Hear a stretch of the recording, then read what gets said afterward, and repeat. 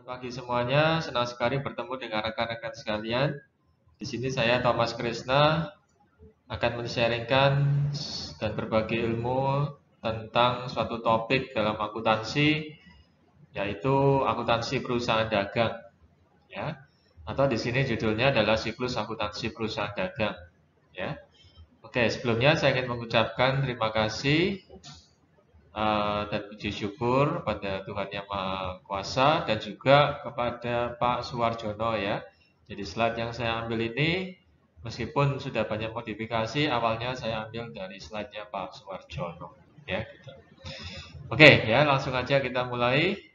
Jadi pertama adalah apa itu perusahaan dagang? Ya, jadi ada 3 jenis perusahaan, yaitu perusahaan jasa, perusahaan dagang, dan perusahaan manufaktur. Nah, ini dilihat dari persediaan dan sifat dari produk yang ditawarkan. Ya, jadi kalau perusahaan jasa itu tidak punya barang fisik yang ditawarkan, ya ini secara general ya, secara umum, ya. Nah, sedangkan perusahaan dagang itu ada barang fisik yang ditawarkan, ya.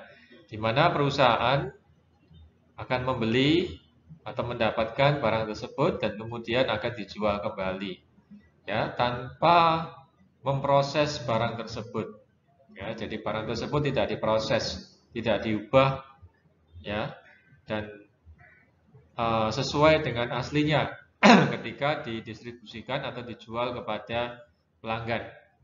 Nah, itu adalah perusahaan dagang ya. Jadi kalau kita mau jualan misalnya air mineral ya, ya dengan merek, ukuran, kemasan, bau, warna. Nah, begitu kita jual kepada pelanggan ya juga dengan kondisi yang sama saat kita terima atau sesuai standar dari pabrik yang memproduksinya. Ya, baik itu warna, ukuran, kemudian bau, bentuk dan sebagainya itu harus sama persis ya gitu. Oke. Nah, jadi contoh-contoh perusahaan dagang bisa jadi adalah retailer, kemudian grosir, kemudian juga pedagang perantara, agen, ya, agen sepeda motor, ya, kemudian macam Indomaret, Alfamart, Matahari Department Store, ya, kemudian Hypermart dan sebagainya, ya, macam-macam itu adalah contoh-contoh perusahaan dagang, ya, gitu. Kemudian yang kita bahas di sini adalah perusahaan dagang dari aspek akuntingnya atau administrasi keuangannya. Ya. Nah, dalam perusahaan dagang itu beda dengan perusahaan jasa. Ya, jadi kalau perusahaan dagang dia punya yang namanya HPP, ya, atau harga pokok penjualan. Ya, harga pokok atau biaya pokok barang yang dijual. Nah, atau mungkin bahasa umumnya adalah harga kulaannya piro ya, harga kulaannya berapa, harga belinya berapa, atau pengorbanan dalam rupiah ketika saya membeli itu habis berapa ya selama periode tersebut. Ya, itu adalah HPP yang dikenal oleh masyarakat dengan namanya HPP atau harga pokok penjualan atau biaya pokok penjualan atau nilai pokok barang yang dijual. Ya kurang lebih seperti gitulah. Jadi pengorbanan saya untuk memproduksi, untuk menjual barang tersebut tuh berapa ya setelah ditotal ya. Kemudian juga selain itu dalam laporan laba rugi juga ada biaya pemasaran dan biaya administrasi umum dan kantor. Ya, tapi saya nggak membahas banyak tentang biaya penjualan, pemasaran dan administrasi umum dan kantor. Ya, dan ya ini apa juga tidak terlalu rumit juga ya. Kedua biaya yang jenis biaya yang terakhir ini. Kemudian rekan-rekan bisa lihat bisa lihat di sini adalah gambaran umum ya. Jadi gambaran fisik dari suatu kegiatan operasional perusahaan dagang. Ya, jadi perusahaan dagang dia tentu saja punya gudang, ya gudang barang dagangan. Nah, kita bicara perusahaan dagang yang standar ya, yang konvensional ya, bukan yang online ya. Ya, jadi yang online bisa jadi dia tidak punya gudang, ya, atau gudangnya sangat kecil, ya, atau gudangnya dalam bentuk yang sedemikian rupa, ya. Tapi kita kasih contoh dulu yang apa, yang konvensional, yang standar, yang secara keilmuan, ya. Jadi dia punya gudang, dan tentu saja di dalam gudang itu ada supplier yang datang untuk menyuplai kebutuhan bahan-bahan yang mereka perlukan, ya, barang dagangan yang diperlukan maksud saya gitu, ya. Nah, kemudian di dalam kantornya tentu saja ada bagian penjualan, promosi, dan ada juga bagian kantor atau administrasi yang akan menghitung perhitungan-perhitungan dan nilai barang tersebut. Nah, kemudian dia juga meskipun di sini tidak tergambar ya, ada toko. Ya, jadi perusahaan dagang dia punya toko. Ya, di sini ada apa? Laporan laba rugi, sorry, di sini ada barang-barang ini untuk sampai ke pelanggan maka dia perlu menampilkan barang-barang tersebut secara sedemikian rupa, ya, semenarik sedemikian rupa sehingga para pelanggan itu terpancing untuk membeli, mencoba, melihat, mencoba dan membeli, ya seperti itu. Ya, jadi di sini kurang satu adanya gambar toko ya, harusnya ada gambar tokonya di sini. Ya, gitu. Kemudian kalau kita kaitkan dengan accounting, maka kita langsung berhubungan dengan salah satu laporan accounting, yaitu laporan laba rugi. Ya, jadi dalam laporan laba rugi itu ada penjualan, kemudian dalam penjualan akan dikurangi di bawah penjualan akan dikurangi oleh HPP, ya sehingga menjadi laba kotor. Ya, jadi penjualan dikurangi HPP jadi laba kotor. HPP itu ya aku pengorbananku untuk pulangan itu berapa, ya. Jadi pengorbanan saya untuk mendapatkan barang ini hingga terjual pada pelanggan itu berapa, itu adalah HPP, ya gitu. Nah, HPP rumusnya adalah persediaan awal periode, kemudian pembelian pada periode tersebut dikurangi persediaan akhir, ya sehingga menjadi laba kotor, ya gitu.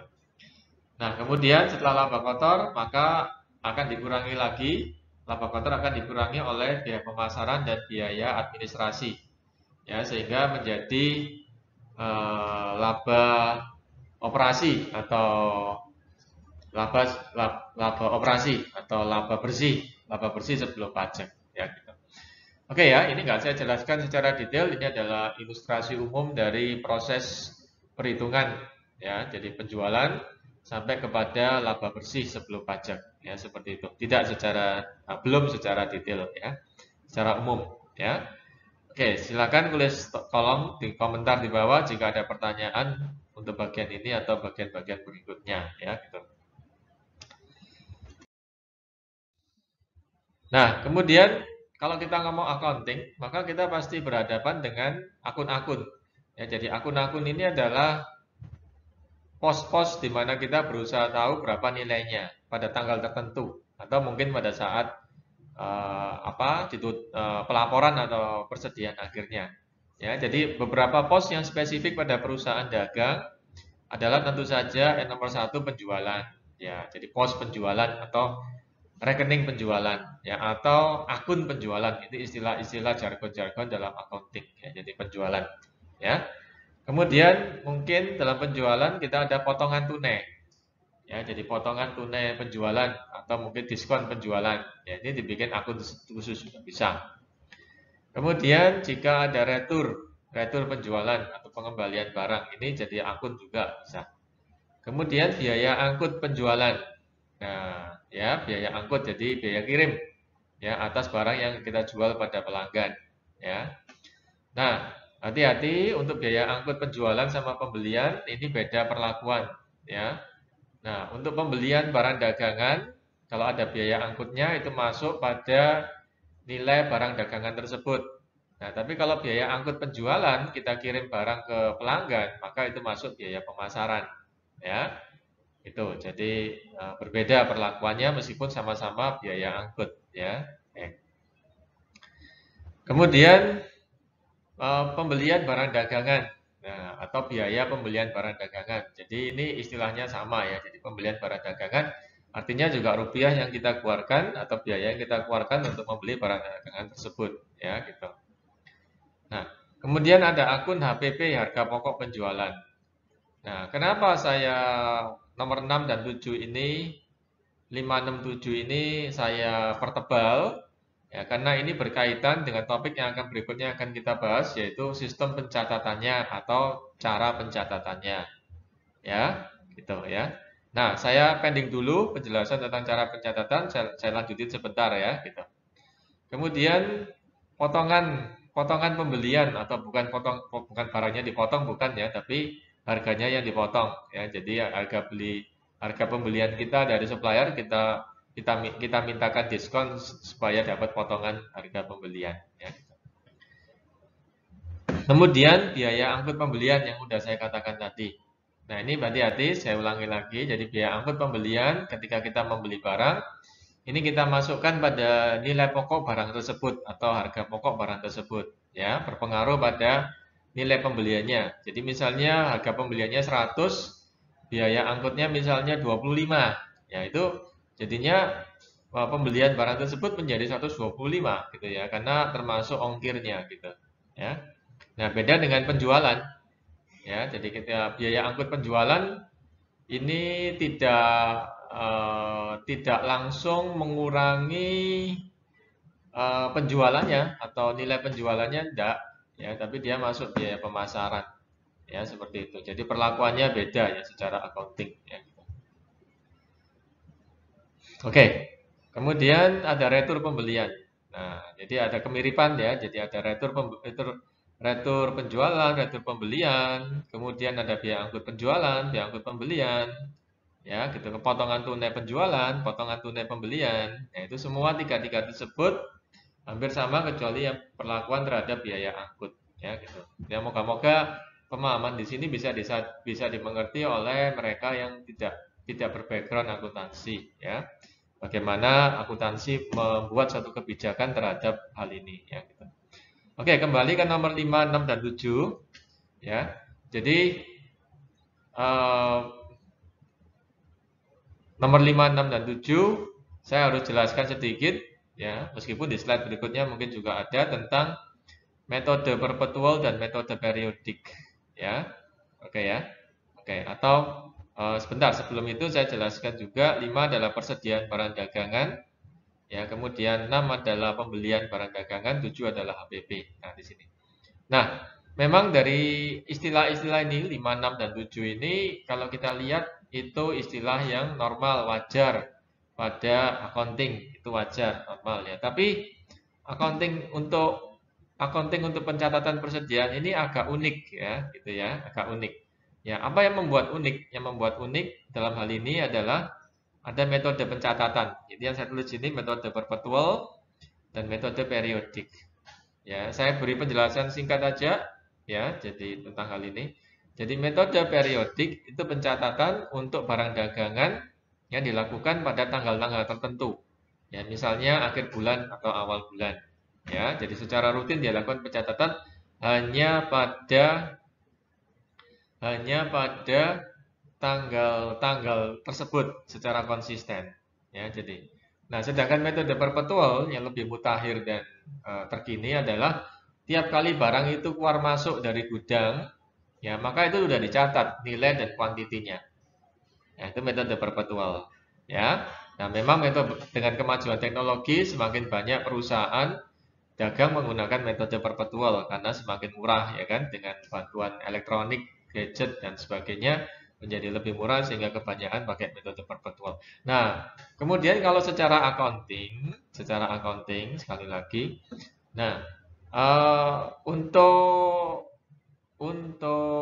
istilah ya, accounting menggunakan nomor 5 dan 7 ya, persediaan barang dagangan dan nomor 7 ya. Nah, ini secara accounting. Sedangkan yang nomor 6 itu hanya ada, akun tersebut hanya ada ketika kita melakukan metode periodik atau pencatatan hanya pada tanggal tertentu tersebut saja ya gitu. Oke ya. Nah, jika rekan-rekan masih bingung tidak apa-apa.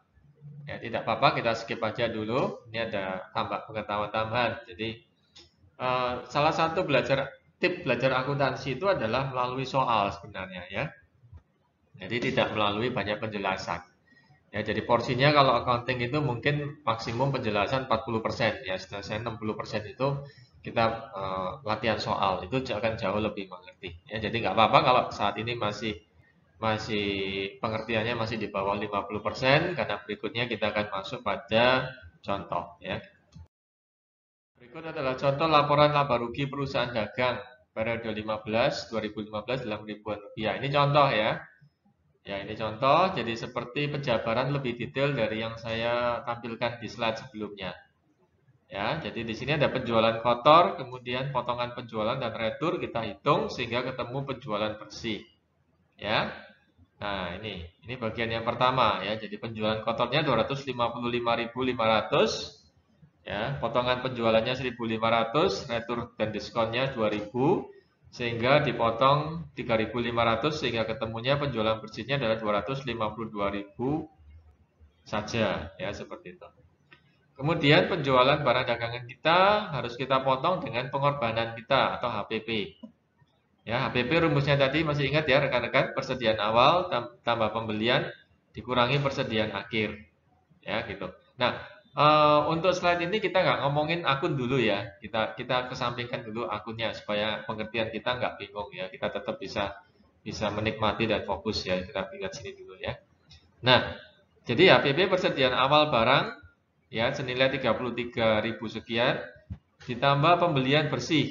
Nah, di sini pembeliannya belum bersih karena masih ada unsur potongan dan retur. Nah, kita hitung ya sehingga ketemunya pembelian bersihnya ya bukan lagi 152 tetapi 148.600 ya gitu. Nah, kemudian yang saya katakan tadi ditambah biaya angkut. Ya, jadi jangan sampai keliru rekan-rekan ya, biaya angkut jangan digabungin dengan dua yang atas ini ya, potongan sama retur ya, tapi dia justru malah menambah ya, plus ya, yaitu 4.200.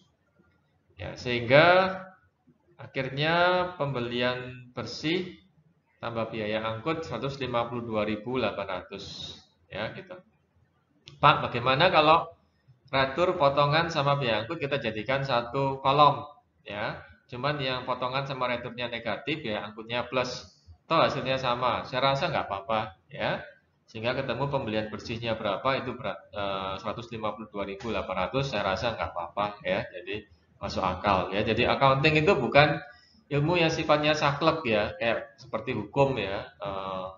Bukan hukum akuntansi, bukan ya, tapi dalam praktek seringkali kita sesuaikan dengan kondisi kita, ya, kondisi kita. Karena tujuan accounting adalah juga efisiensi, ya. Jadi jangan sampai kita dengan terlalu bertolak ukur pada teori sehingga mengabaikan efisiensi dalam pengerjaan dan pelaporan. Ya, tetapi juga jangan sampai kita seenaknya sendiri sehingga laporan kita nggak ada yang bisa baca, yang ada yang bisa ngerti baca, itu juga nggak make sense ya. Oke, ya. Jadi kita logis-logis saja dalam menggunakan accounting kita. Kemudian dari setelah persediaan barang awal ditambah pembelian bersih dikurangi persediaan barang akhir, maka ketemu laba kotor.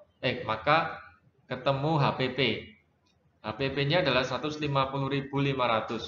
Nah, ya gitu ya. Nah, ini kalau mau dibikin lebih ke bawah lagi, tulis HPP juga boleh. Jadi HPP itu persediaan awal tambah pembelian bersih dikurangi persediaan akhir yang dalam hal ini adalah 150.500. Ya.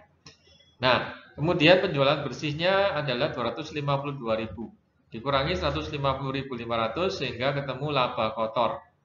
Ya, laba kotor. Ya, laba kotor atau laba kotor penjualan itu 101.500 ya gitu.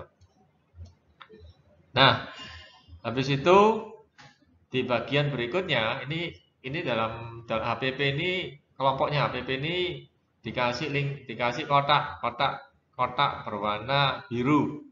Nah, setelahnya itu ada biaya operasi. Biaya operasi itu apa saja? Itu biaya penjualan atau pemasaran dan biaya administrasi. Nah, ya jadi biaya penjualannya 38.000 sekian, biaya administrasinya 25.000 sekian. Ini adalah biaya-biaya yang akan kita kurangkan pada laba kotor. Ya, sehingga total biaya operasinya adalah sekian.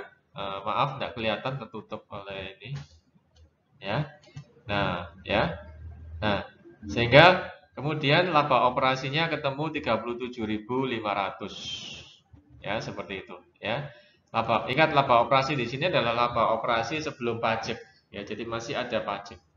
Oh, begitu. Kalau begitu berarti pengurang-pengurang dari laba itu banyak ya, Pak? Banyak ya. Jadi ketika perusahaan melakukan penjualan yang jumlahnya ya fantastis itu tunggu dulu, itu belum dikurangi oleh berbagai macam biaya dan pajak ya, gitu ya.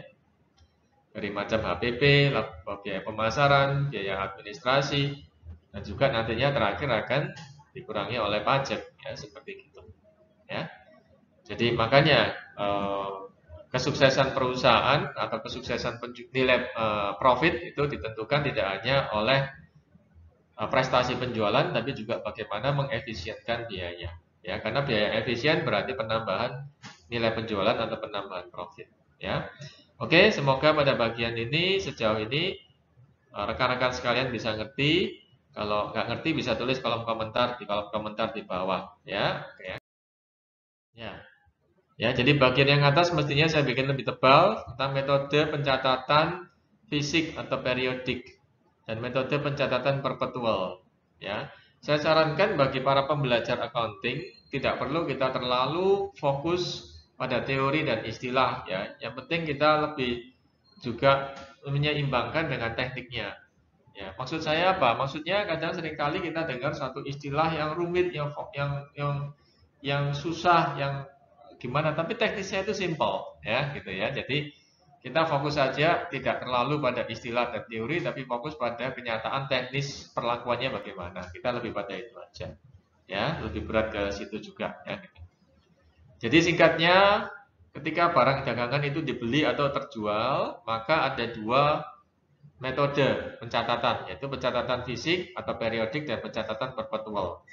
Nah, pencatatan fisik itu dilakukan pada tanggal-tanggal tertentu, ya tanggal tertentu. Jadi bisa awal bulan aja atau akhir bulan aja, ya atau mungkin ya, ada tanggal yang lain ya silakan komentar ya. Ya.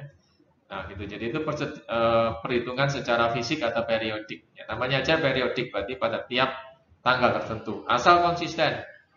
Ya, yang penting konsisten. Nah, teknik yang kedua adalah perpetual. Nah, perpetual artinya pencatatan di mana ketika barang tersebut keluar dan masuk itu selalu dicatat. Ya, kuantiti dan rupiahnya berapa, dan nilainya berapa. Nah, ini yang namanya perpetual. Ya, kalau ditanya sekarang banyak orang pakai yang mana? Menurut saya sekarang banyak yang pakai perpetual. Ya, kalau dulu itu teorinya ya sebelum kemajuan teknologi tahun 2010 ke atas atau 2000 ke atas itu memang untuk efisiensi sebagian pengusaha manajemen perusahaan dagang menggunakan periodik ya, khususnya untuk barang-barang yang kecil dan nilainya rendah. Ya, jadi misalnya jualan permen, jualan jualan ya barang-barang yang kecil, snack atau apa itu ya, yang murah-murah itu ya. Nah, itu pakai periodik aja supaya nggak tiap kali barang keluar masuk kita catat, kita hitung gitu.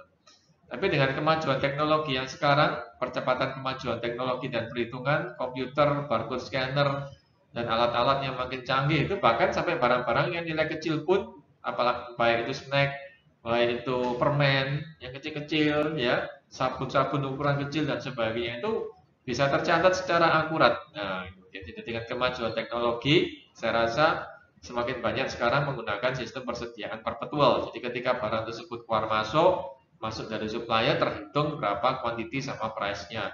Ketika barang itu keluar juga akan terhitung kuantiti sama price-nya berapa, ya. Oke ya, sampai sini moga-moga ada bayangan bagaimana teknis perhitungan persediaan fisik dan perpetual. Namun, satu hal yang saya tambahkan, nah, namun bukan berarti kalau kita pakai perpetual tidak perlu check of name, ya check of name tidak perlu atau cek persediaan tidak perlu. Nah, itu tetap diperlukan ya. Jadi check of name-nya tetap diperlukan untuk mengetahui apakah jumlah barang yang ada di lapangan atau di gudang sama dengan perhitungan accounting. Itu tetap harus dilakukan nih. Ya, jadi check of name ini tidak hanya untuk periodik aja tapi juga untuk perpetual sekali waktu, ya. Nah, tapi tidak sesering yang mereka yang pakai metode periodik ya seperti itu. Oke, kalau bagian ini udah dapat gambaran, baru kita bisa masuk ke bagian yang kedua. Ya. Nah, bagian yang kedua ini adalah pencatatan atau penilaian atau pencatatan nilai. Ya, jadi gampangannya ketika barang itu terjual atau keluar ya. Ya, kalau perusahaan dagang berarti barangnya terjual.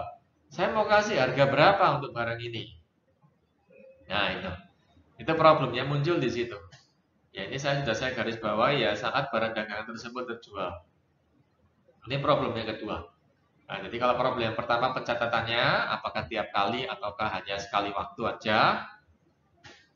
Nah, problem yang kedua ketika barang itu terjual, mau dinilai dengan rupiah berapa?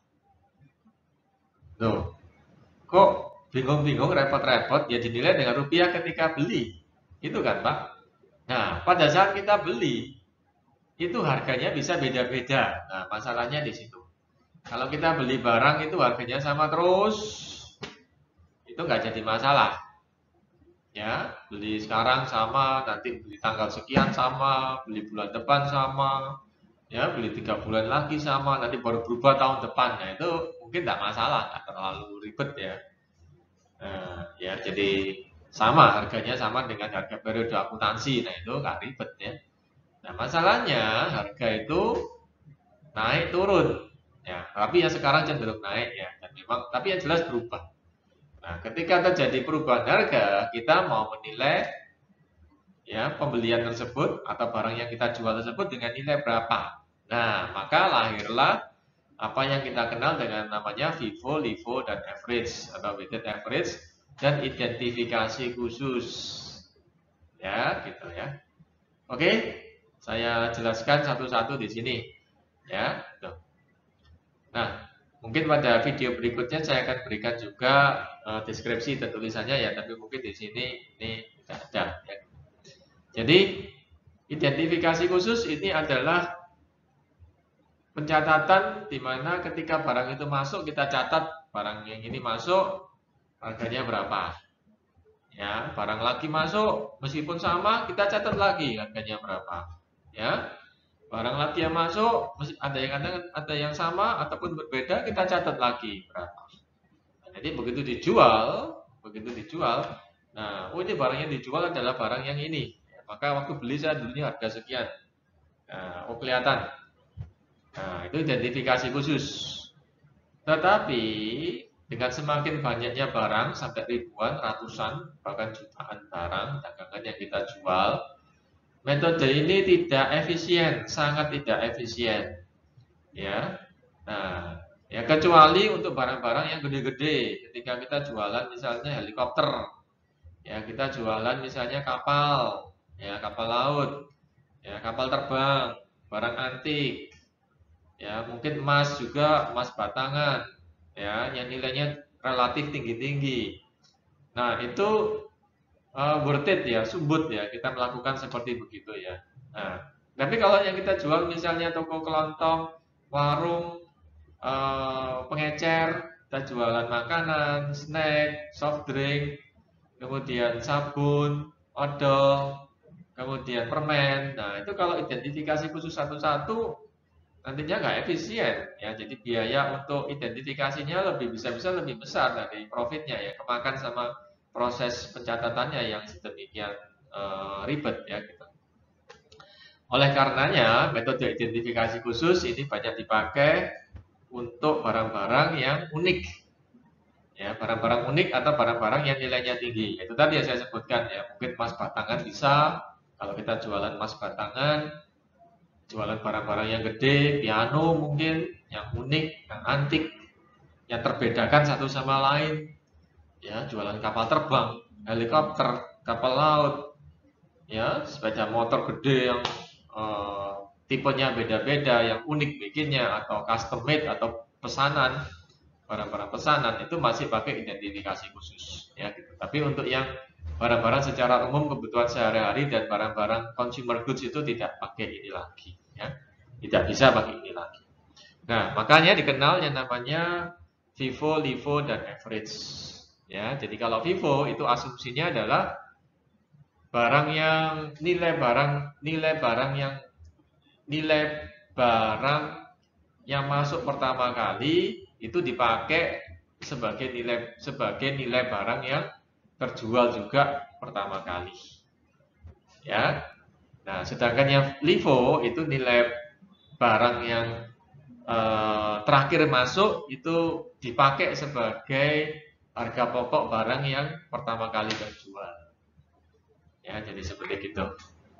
Ya. Oke ya, jadi saya ulangi ya. Mungkin agak sedikit bingung ya rekan-rekan sekalian. Jadi kalau FIFO ya, jadi misalnya saya beli 3 macam barang ya dengan nilai 100, 125 dan 150. Nah, ketika terjual, maka yang 100 yang tadi berapa? 100, 125, 150 ya. 100 ini saya kasihkan dulu. Ya, ini asumsinya barangnya sama persis ya. Nah, tapi kalau saya pakai yang LIFO, nilai 150 saya kasihkan ke dia. Ya, bukan nilainya saya kasihkan, tapi saya akui yang terjual itu dengan nilai 150. Saya catat di tempat saya harga pokoknya adalah 150. Ya, seperti itu. Ya, jadi saya ulangi ya, kalau saya pakai Vivo, saya punya 3 barang sama persis. Ya, masing-masing jumlahnya 111, 150, 100, 125, 150. Ya, gitu. Nah, ketika saya pakai Vivo, asumsi Vivo, maka ketika ada satu pembeli yang datang, maka pembeli yang pertama saya kasih barang itu dan saya hitung di saya harga pokoknya adalah 100. Karena 100 adalah barang yang nilai barang yang pertama kali datang di tempat saya. Tapi kalau saya pakai LIFO, ya pembeli yang pertama tadi datang, saya akui di saya itu harga pokoknya adalah 150. Karena saya menggunakan metode LIFO yang terakhir, nilai yang terakhir. Satu hal yang perlu diingat di sini, yang kita fokuskan dalam accounting adalah nilainya, rupiahnya. Ya, jadi rupiah barangnya. Ya, rupiah barangnya. Jadi bukan fisiknya ya. Oh, fisiknya dulu yang ini Pak, barcode-nya ini. Ini asumsi kita barangnya sama loh ya. Standar ya, sama ya, kayak soft drink, kayak sabun atau apa yang anunya sama, jenisnya sama, ya itu kayak gitu. Ya, jadi yang kita fokus di sini adalah FIFO, LIFO dan average dan kecuali identifikasi khusus ya. Identifikasi khusus berarti sesuai antara fisik sama nilai sesuai. Tapi kalau yang 3 ini FIFO, LIFO sama average, asumsi kita ini kita lebih fokus pada nilainya. Jadi sekali lagi nilai rupiahnya barang tersebut dengan asumsi barangnya sejenis ya sama gitu ya, seperti itu ya. Nah, sedangkan yang saya sukai sebenarnya ya, daripada bingung-bingung pakai FIFO, LIFO atau apa, maka kita pakai WA ya, atau weighted average ya, bukan WhatsApp ya, kita pakai weighted average atau nah di sini adalah solusi tengah-tengah dari FIFO dan LIFO ya, jadi dia di tengah ya, gitu. Di tengah, jadi dengan nilai tengah dan perhitungan juga yang lebih fair dan simple ya gitu ya. Jadi WA kita pakai WA ya gitu.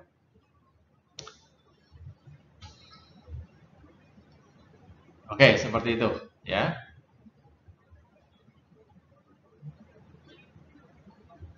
Nah, kemudian pertanyaan berikutnya dari rekan-rekan mungkin apakah ini kita bisa pakai di periodik sama perpetual? Ya, bisa. Jadi FIFO, LIFO, average ini bisa dipakai di periodik sama perpetual. Jadi ada periodik FIFO, periodik LIFO, periodik WA, ada perpetual FIFO, perpetual LIFO, perpetual WA. Tapi kalau identifikasi khusus ini nggak perlu gini-gini ya, nggak perlu FIFO, LIFO apa-apa ya, karena ya udah sejalan terus antara barang dan harga ada. Jadi misalnya barang yang datang dengan berada dia ada harganya sendiri-sendiri, masing-masing punya label sendiri-sendiri. Masing-masing tiap item dia punya sendiri-sendiri. Ya, jadi nggak terpengaruh sama si apa FIFO, LIFO, average dan juga dia nggak begitu terpengaruh sama periodik atau perpetual mungkin enggak, atau mungkin bisa identifikasi khusus semuanya perpetual semua ya. Jadi karena kan itu tadi, karena nilainya tinggi sehingga kita sumbut ya, hitungnya satu-satu ya gitu ya, per fisik barang dan sekaligus langsung dilihat beli berapa nilainya seperti itu ya. Oke ya, jadi kesimpulannya untuk slide ini metode FIFO, LIFO, average dan fisik periodik ini kembali kepada efisiensi perhitungan juga, ya. Oke, Mas. Nah, ini dipertegas di sini, ya. Jadi pemisahan sistem persediaan fisik atau periodik, ya. Pemisahan pencatatan untuk akun-akun pembentuk HPP. Nah, ini. Ya, ini secara teknis accounting ya, guys ya. Jadi bagi mereka yang menonton video ini untuk pengetahuan mungkin agak ini agak sedikit dalam ya, karena ini adalah fisik periodik, yaitu ada akun-akun yang khusus ini ya. Jadi pembelian barang dagangan, return dan diskon. Ya. Nah, untuk yang ini saya lebih condong untuk skip dulu, kan kita lihat di jurnalnya ya, supaya rekan-rekan nggak pusing dan lebih nyaman itu bacanya ya, dan lebih cepat untuk bikin soal-soalnya ya. Oke.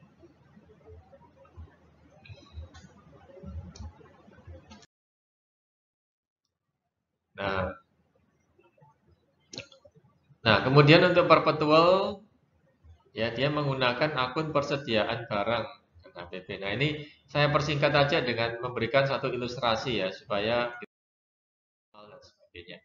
Nah, oke ya. Nah, ini saya tutup dulu video saya. Nah, ini ada sebelah kiri ada bagian periodik, sebelah kanan ada perpetual. Ini jurnalnya, pencatatannya ya, guys. Lupa saya tulis ya di atasnya. Ini adalah pencatatannya. Ya, jadi ini jurnal pencatatannya, ya. Nah, ini bedanya ketika kita beli dan kita jual, ya. Nah, ketika kita beli tanggal 5 ini beli ya, tanggal 5, 15 ini isinya beli sama jual saja ya, guys ya. Semuanya beli sama jual saja. Ya. Jadi kalau untuk beli, pencatatan periodik ini adalah pembelian dan hutang dagang. Ya. Nah, kalau perpetual kita pakai istilah persediaan barang dagangan. Nah, ini kita ngomong dulu akunnya ya. Kita nggak ngomong nilainya dulu ya. Nah, kita ngomong akunnya dulu. Ya, jadi kalau untuk periodik itu namanya ya. Ini saya sarankan aja kita terima dulu ya apa adanya nama tersebut ya. Kita nggak protes dulu atau mikir dulu kenapa gini kita itu nggak, kita terima aja ya, karena nah ini sifatnya ini paten baku ya. Jadi kalau untuk pembelian maka jurnalnya, untuk periodik ini istilahnya pembelian untuk yang debitnya. Nah, kalau perpetual itu persediaan barang dagangan. Ya, gitu ya. Itu aja. Terus kalau jual itu di periodik hanya ada satu pencatatan, yaitu piutang dagang sama penjualan. Sedangkan di perpetual langsung dihitung HPP-nya berapa. Nah, ini langsung kehitung ini di sini. Ya, jadi ini yang menyebabkan di perpetual itu real time ya. Begitu saat keluar masuk barang langsung kita tahu, manajemen tahu nilai persediaan akhirnya berapa. Ya, itu gitu. Ya, oke, saya rasa itu aja guys untuk yang ini. Jadi secara akun itu aja. Ini tinggal pengulangan aja, tanggal 11 pembelian, 15 pembelian, 17 pembelian, 17 ada juga penjualannya, 20 pembelian, 22 pembelian, 25 penjualan, 30 penjualan. Jadi kalau kita ngerjakan soal gini tinggal copas saja guys. Ya, jadi kita ikuti standarnya untuk yang pencatatannya, untuk pencatatan periodik untuk pembelian gimana, pencatatan perpetual pembelian bagaimana. Kalau ada pembelian lagi ya kita tinggal copas saja akunnya, jadi nggak perlu tiap kali mikir gitu ya. Dan di komputer kayaknya udah otomatis juga. Kemudian kalau penjualan periodik gimana? Seperti begini. Penjualan perpetual seperti begini tanggal 13. Berikutnya kalau ada seperti gini, tinggal copas saja. Nah, ini saya tunjukin cara yang cepat ya dan simple ya. Jadi nggak perlu banyak mikir ya, kita bisa mikir yang lain ya. Yang ini kita coba dan untuk di komputer ya otomatis kayak gini secara berlangsung secara otomatis. Oke, nah sekarang yang kedua kita lihat angkanya.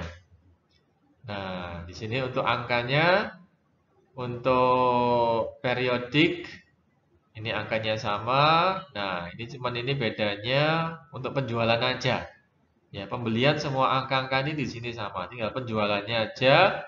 Kalau periodik dia tidak ngitung HPP-nya. Ya, HPP-nya nggak langsung keluar, nanti dihitung lagi di bawah ya, dihitung khusus di bawah ya. Tapi kalau untuk dihitung khusus di bawah setelah dicek ya di lapangan. Nah, tapi kalau perpetual langsung kelihatan HPP-nya di sini. Nah, pada slide berikutnya, ya, saya akan fokus pada perpetual. Ya, dari mana angka-angka di sini berasal atau ini ada di mana? Berasal dari mana 1,450.000 berasal dari mana, Pak? Kemudian ada pertanyaan, Pak, mana contoh yang periodik ya? Untuk contoh yang periodik saya nggak jelaskan di video kali ini ya, saya jelaskan di video yang berikutnya aja. Bukan karena dia lebih sulit, karena hari ini slide-nya saya bikin yang ke arah perpetual ya. Contoh soal ada pada perpetual soalnya ya. Nah, kalau untuk perpetual kita nggak bisa langsung angka-angka ini ketemu gitu aja ya, atau simsalabim atau melalui perhitungan matematis atau aritmatika, tapi melalui tabel. Ya, jadi untuk perpetual itu ada tabel. Jadi tabel itu hanya untuk perpetual. Kalau periodik nggak pakai tabel-tabelan. Ya, oke ya. Jadi tinggal dilihat persediaan akhir berapa, jumlahnya berapa, nanti dihitung berapa HPP-nya gitu ya. Tapi kalau perpetual kita butuh tabel. Nah, gitu ya. Nah, oke ya. Oh ya, satu hal lagi yang kelupaan ya, masalah LIFO, FIFO sama average. Ini agak di luar topik dikit ya. Nah, mana yang kita pilih, Pak? LIFO atau FIFO atau average? Ya. Nah, ini tambahan ya, guys ya. Tadi saya lupa jelaskan. Nah, efeknya ada pada profit ya. Efeknya ada pada profit ya gitu. Ya, jadi kalau FIFO itu kelihatan memang pada akhirnya itu sama, setelah periode itu sama ya. Jadi ketika periode awal akhir barang ini totalnya juga kalau dihitung-hitung itu sama ya. Setelah rentang waktu tertentu pada akhirnya itu sama. Misalnya rentang waktunya setahun atau 2 tahun dari nol sampai habis itu akhirnya sama juga ya. Tetapi kalau untuk FIFO itu kelihatan profitnya itu di awal itu mengecil. Ya, profit di awal mengecil. Kalau LIFO profit di awal itu sorry.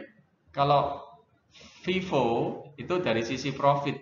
Ya, kelihatan profitnya di awal itu kalau pakai FIFO ya dan perputarannya kenceng ya, pakai FIFO profit di awalnya itu besar. Ya, kalau LIFO profitnya itu kelihatan di laba rugi itu kecil, relatif kecil ya, bukan kecil ya, relatif dibandingkan sama FIFO. Ya, seperti itu ya. Jadi bagi kita yang ingin profitnya kelihatan di laporan laba rugi tersebut di awal di laporan tersebut kelihatan besar, maka gunakan FIFO. Ya, FIFO. Nah, tapi kalau kita ingin profitnya itu kecil di awal ya, meskipun nanti setelah di terakhir-terakhirnya pada periode-periode berikutnya akhirnya juga sama kalau di total ya direkap sama. Kalau kita kelihatan di awalnya itu kecil, pakailah LIFO. Nah, sekarang efeknya ada pada pajak, perhitungan pajak. Pajak terhitung berdasarkan profit. Ya, jadi kalau profit itu kecil, ya otomatis pajaknya lebih kecil. Kalau profitnya besar, otomatis pajaknya lebih besar. Nah, kesimpulannya apa? Kesimpulannya kalau profitnya itu besar, maka profitnya besar dan FIFO besar, profit besar, pajak lebih besar. Kalau LIFO, profit lebih kecil, pajak lebih kecil di awalnya. Nah, gitu ya. Jadi bagi yang mau seperti begitu harus pakai FIFO. Kalau mau yang begitu pakai LIFO. Tetapi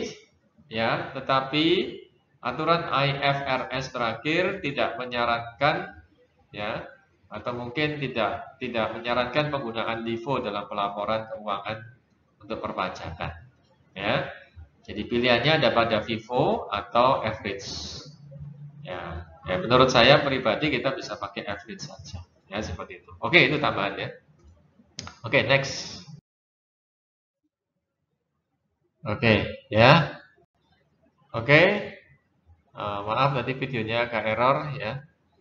Oke ya, jadi ada 1, 2, 3, 4, 5. 5 bagian pada Oke, ya, jadi ada 5 bagian di sini. Oke, ada 5 bagian di sini, yaitu bagian pertama adalah tanggal, kedua adalah penjelasan, persediaan awal pembelian atau penjualan, bagian tiga adalah pembelian barang dagangan, bagian keempat adalah HPP atau penjualan, nilai penjualan, bagian kelima adalah persediaan akhir barang dagangan, ya. Nah, kemudian di tiga bagian yang terakhir, yaitu pembelian, HPP, dan persediaan akhir, tambahkan key rupiah sama total. Ya, jadi adalah key quantity, harga sama harga kali quantity, berapa total nilainya. Ya.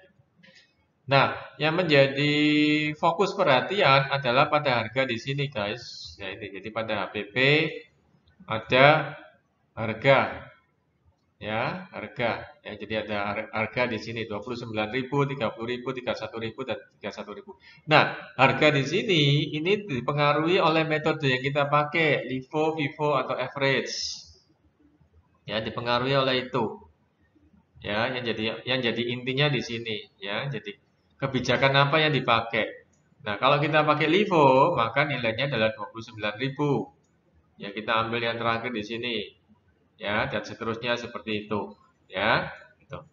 Oke ya, saya masuk ke slide berikutnya. Nah, kalau kita bandingkan, ya, maka ini adalah ini periodiknya kita bisa tutup ya guys. Periodiknya kita bisa tutup, ya. Nah, maka kelihatan bagaimana tabel atau hubungannya sama pencatatan perpetualnya. Ya, seperti itu untuk LIFO, ya. Oke. Nah, kemudian contoh yang berikutnya saya berikan yang weighted average. Ya. Nah, ini contoh yang weighted average. Sama juga ada 5 bagian juga. 1, 2, 3, 4, dan 5. Ya. Bagian pertama adalah tanggal, kedua adalah keterangan apakah persediaan awal, pembelian, atau penjualan. Bagian ketiga adalah pembelian, keempat adalah HPP, harga pokok penjualan, dalam hal ini adalah weighted average. Dan bagian terakhir adalah persediaan akhir, nilai persediaan akhir, juga untuk weighted average. Ya, masing-masing ada PQ sama total untuk beli, jual, sama persediaan akhir. Ya, gitu. Nah, yang pertama adalah persediaan awal. Ya, kemudian pembelian, ya, kemudian pembelian, ya. Nah, kemudian ya, oke ini. Jadi kalau tadi di LIFO itu nilainya berapa? Nah, di sini kalau weighted average kita average kan. Nah, yang perlu diperhatikan di sini weighted average ya, guys, bukan average biasa. Jadi kalau bedanya apa? Kalau average biasa itu hanya ngitung price-nya berapa dibagi dua. Jadi 25.000 tambah 29.000 dibagi dua itu berapa? Tapi kalau weighted average enggak, memperhitungkan juga quantity. Ya, jadi 25.000 kali 140 berapa? 3.500.000. Tambah 29.000 kali 55 rupiah. 55 unit ya. 1.595.000. Ini dijumlah dibagi quantity baru kemudian ketemu price. Nah, ini 26128. Nah, ini namanya weighted average. Jadi jangan pakai average biasa tapi yang pakai yang weighted average. Ya, jadi nanti semoga tidak lama saya ada link kalian bisa download ini Excel-nya ke komputer kalian ya. Oke, seperti gitu ya. Nah, jadi ini poin-poinnya ada pada ini ya, penjualan ini ya, seperti ini ya. Nah, ini 26 128 27 5959 kemudian 29003 dan 29003 ini kebetulan sama ya.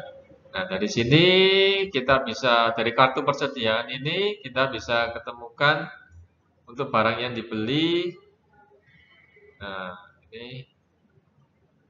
ini ya seperti begini ya, tapi oke, nah seperti begitu ya. Kemudian slide yang terakhir, ya meskipun ini nggak sempurna ya guys, ini harusnya periodiknya nggak perlu ditutup aja. Nah, ini kita bandingkan antara kartu persediaan dan penjualan. Nah, seperti begini ya. Jadi kalau untuk perpetual itu pakai tabel, kalau periodik dia nggak pakai tabel.